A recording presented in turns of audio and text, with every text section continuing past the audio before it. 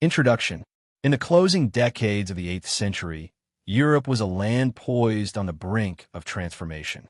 The ancient Roman Empire had long since faded into history, leaving a fragmented continent ruled by kingdoms and tribal chieftains. Amidst this patchwork of power, the Christian Church stood as one of the few unifying institutions, its spiritual authority stretching across borders and cultures. It was during this era of uncertainty and change that Pope Leo III ascended to the helm of the Church. Born in the city of Rome, Leo's papacy would become a defining chapter in the history of Western Christendom.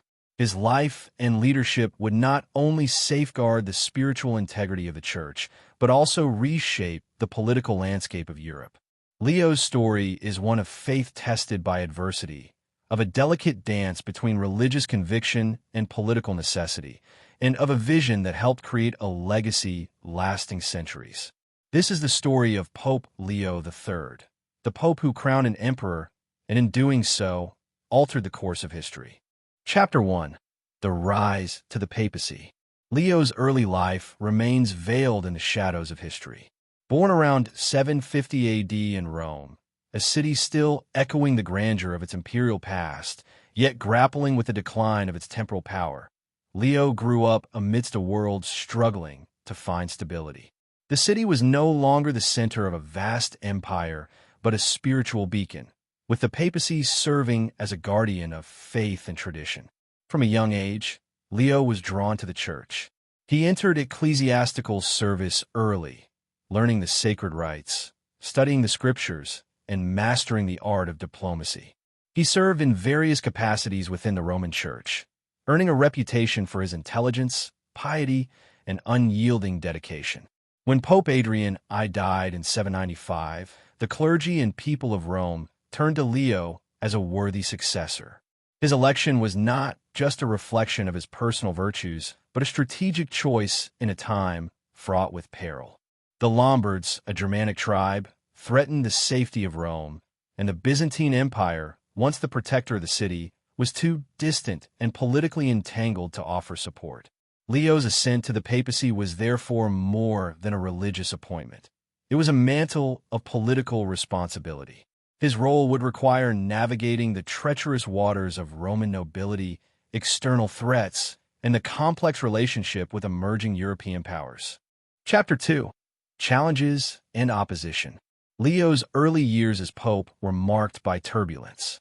The noble families of Rome, jealously guarding their influence, viewed his reforms and growing authority with suspicion and hostility. His efforts to assert papal independence and reform the administration earned him powerful enemies within the city. In 799, this opposition culminated in a brutal conspiracy. Leo was attacked on the streets of Rome by armed nobles.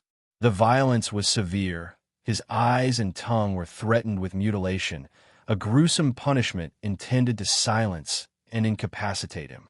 Fearing for his life, Leo fled the city under cover of darkness, seeking sanctuary. His flight was not just an escape, but a call for aid. Leo journeyed to the court of Charlemagne, king of the Franks and one of the most powerful rulers in Europe. Charlemagne's realm was vast, stretching from the Pyrenees to the Germanic lands, and his support would prove crucial. At Charlemagne's court, Leo recounted the threats he faced and sought protection. The Frankish king, who had long viewed the papacy as a vital ally in his quest to unite Christian Europe, pledged his support. Charlemagne's promise was a turning point, signaling a new era of papal-Frankish cooperation that would alter the continent's destiny. Chapter 3. The Crowning of Charlemagne. The climax of Leo's papacy, and one of the most momentous events in medieval history, occurred on Christmas Day, 800 AD. Rome was festively adorned, and St. Peter's Basilica was filled with dignitaries and faithful alike. Charlemagne, clad in regal robes, knelt before the altar to attend Mass. As the service reached its sacred moment, Pope Leo III placed a golden crown upon Charlemagne's head, proclaiming him Emperor of the Romans. This act revived the idea of a Western Roman Empire, long absent since the fall of Rome in 476 AD, and solidified the alliance between the church and the secular power of the Frankish king. This crowning was more than a ceremonial gesture. It carried profound political and theological implications. Leo asserted that the emperor's authority was granted by the church, intertwining the spiritual and temporal realms in a powerful union. For Charlemagne, it was a divine endorsement of his rule and a unifying symbol for the diverse peoples of his realm.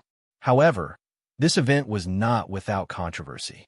The Byzantine Empire, which still claimed the title of Roman Emperor in the East, viewed the coronation as a challenge to its legitimacy. Yet, within Western Europe, the act set a precedent that shaped the medieval order for centuries. Chapter 4. Legacy and Impact. Pope Leo III's influence extended far beyond his lifetime. His papacy marked the dawn of the Holy Roman Empire, a political and religious institution that would dominate European affairs throughout the Middle Ages. By crowning Charlemagne, Leo helped establish the papacy not just as a spiritual authority, but as a kingmaker and protector of Christendom. This alliance elevated the pope's status, enabling the church to wield greater influence in worldly affairs. Leo's legacy is also one of resilience and faith. Despite facing violence and betrayal, he remained steadfast in his mission to protect the church and uphold its spiritual mission. His leadership during uncertain times exemplifies the power of conviction and the delicate balance between faith and politics. As we look back on his life, Pope Leo III stands as a symbol of a turning point in history, a man whose vision helped shape the medieval world and whose actions echo through the centuries, reminding us of the enduring interplay between faith, power, and legacy. Chapter 5. The Political Landscape of 8th Century Europe. The world into which Leo was born was one of shifting alliances and fragile powers. The once mighty Roman Empire had fractured, leaving Western Europe a mosaic of kingdoms, duchies, and tribal territories. The Italian peninsula, with Rome at its heart, was caught between rival forces. The remnants of Byzantine influence, the aggressive Lombard tribes in the north, and the rising Frankish kingdom to the northwest. The Lombards, a Germanic people who had settled in Italy during the 6th century, posed a persistent threat. Their ambitions often brought them in a violent conflict with the papacy, which sought to protect Rome and its territories. The Byzantine Empire, although still powerful in the east, was distracted by internal struggles and distant wars, unable to provide reliable protection to the city. Meanwhile, across the Alps, the Frankish kingdom under Charlemagne was growing in power and prestige. Charlemagne had united much of Western Europe through military conquest and alliances, and his reign signaled the dawn of a new era. For the papacy, aligning with the Franks presented both opportunities and challenges, a potential protector against enemies, but also a powerful secular force whose ambitions could rival the Church's own authority.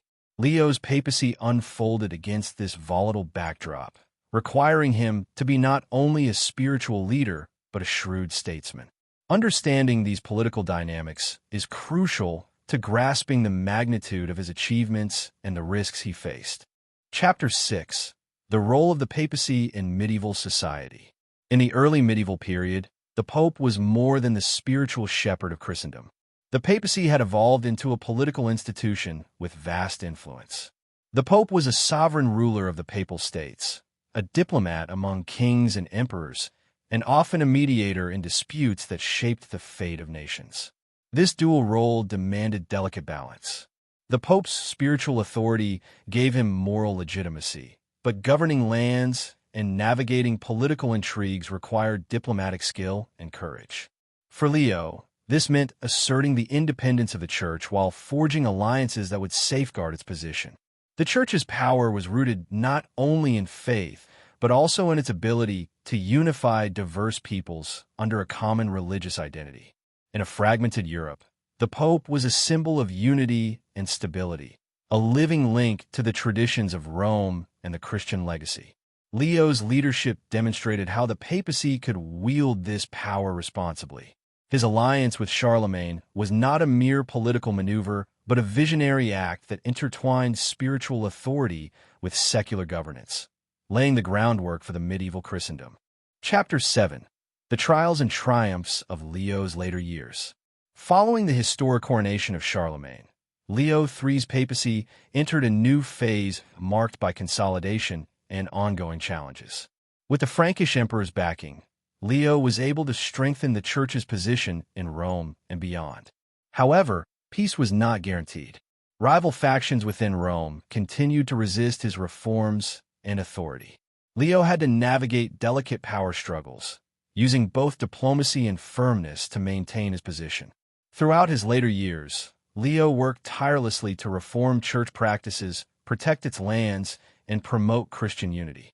His correspondence with other rulers and church leaders reveals a man deeply committed to his mission, aware that the alliance forged with Charlemagne was fragile and required vigilance. Leo died around 816 AD, leaving behind a transformed papacy and a legacy that would influence generations. His life reminds us of the resilience needed to lead in times of upheaval and the enduring impact one individual can have on history.